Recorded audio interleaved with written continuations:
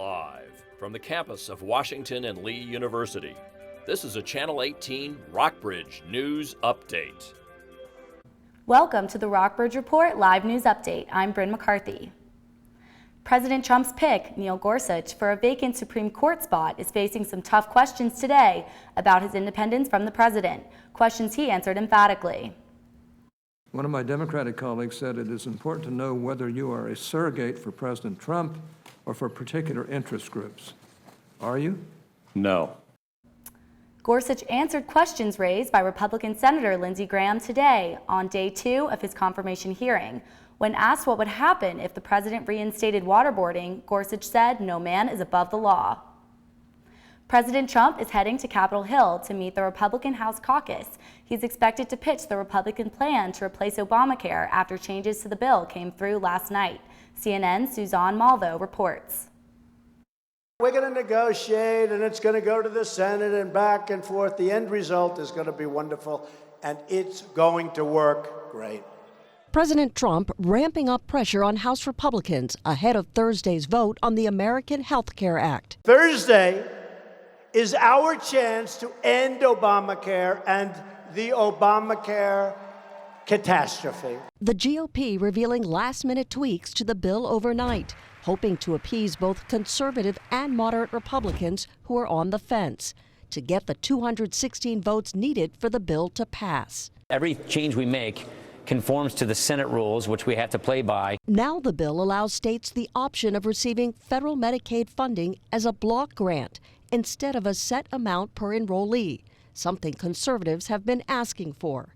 It also allows states to require able-bodied Medicaid recipients to work for their insurance, and aims to repeal Obamacare tax increases this year instead of 2018. The House also sets aside $75 billion in tax credits to help seniors buy their own policies, after analysts predicted big cost increases for older Americans under the initial bill. They are leaving the details to the Senate. All these changes that have been added, we're doing to make sure they're done in such a way that it can't get filibustered, and we feel really good where we are. It's still unclear whether the revisions to the bill will sway enough Republicans to ensure it will pass on Thursday.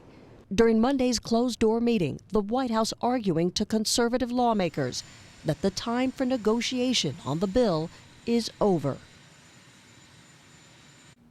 FBI Director James Comey confirmed yesterday that his intelligence agency is investigating whether or not Donald Trump's campaign colluded with Russian officials in an effort to sway the 2016 presidential election. This marks the first time that the agency has confirmed the existence of an investigation that began last summer.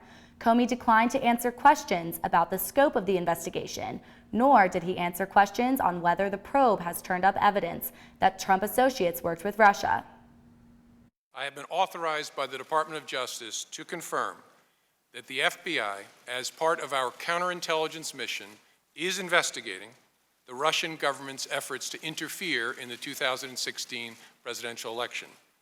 And that includes investigating the nature of any links between individuals associated with the Trump campaign and the Russian government, and whether there was any coordination between the campaign and Russia's efforts. In the hearing, Comey also denied that President Trump's phones had been tapped by former President Obama during the presidential campaign. He said that there's no information to support President Trump's tweets in either the FBI or in the Justice Department. The United States and British governments are banning laptops, tablets, and other electronic devices from some international flights. The government cited unspecified threats as the reason. Passengers flying to the U.S. from 10 airports in 8 Muslim-majority countries will only be allowed to carry on cell phones and smartphones. Larger items must be checked. Officials would not discuss timing of the intelligence or if any particular terrorist group is thought to be planning an attack.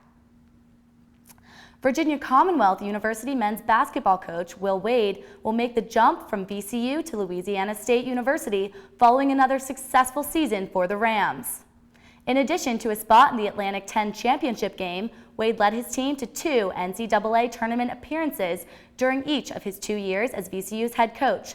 LSU athletic director Joe Oliva made the announcement on the school's website and Twitter on Monday night. Tom Brady's missing Super Bowl jersey has been found. 6 weeks ago, it vanished from the New England Patriots locker room following the big game. Houston police followed a tip to Mexico this week to locate the jersey and found it, along with another Brady jersey from the 2015 Super Bowl win against the Seattle Seahawks and a helmet belonging to a Denver Broncos player. Coming up this Thursday on the Rockbridge Report, the Rockbridge County School Board will finalize a budget tonight. Find out how the new budget will affect your child Thursday at 4:30. Lyme disease is a legitimate concern for many residents and hikers in this area. Our Sutton Travis will show you how to avoid those pesky ticks and how best to treat the disease. Faith Isbell took a look at employment in Buena Vista and its recent flux. While HGT Global closed a factory December 31st, Munters Corporation is bringing 100 new jobs into the city this year. We'll let you know about the potential for more growth in BV. Be sure to tune in this Thursday on Channel 18 and check our website, www.rockbridgereport.wlu.edu. Thanks for watching.